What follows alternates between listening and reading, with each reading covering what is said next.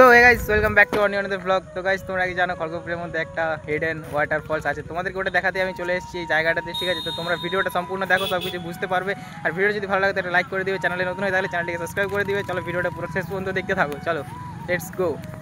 এই যে গাইস আমরা এখানে গাড়ির পার্কিং স্ট্যান্ড, ঠিক আছে? তোমরা দেখতে পাবে এরকম কিছুটা, সালুয়ার থেকে সোজা চলে আসলেই তোমরা পেয়ে যাবে, কিছুক্ষণ 7 কিলোমিটার দূরেই পেয়ে যাবে দেখতে। আর এখানে গাড়িগুলো স্ট্যান্ড করা আছে, আমি এসেছি, আমার বন্ধুরা এসছে, এই যে রনা। এবার আমরা যাবো, তোমাদেরকে রাস্তাটা দেখাচ্ছি, তোমরা দেখতে থাকো, ঠিক আছে?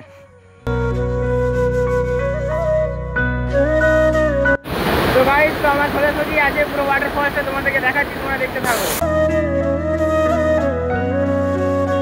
তো এই হলো আমাদের খড়গপুরের ওয়াটারফল, যেটা ভাইরাল হয়েছে, তোমরা দেখতে পাচ্ছ কিছুটা এরকম সাইডটা। আমাদের কিছু সিনেমাটিক ভিডিও দিচ্ছি, তোমরা দেখে নাও, ঠিক আছে?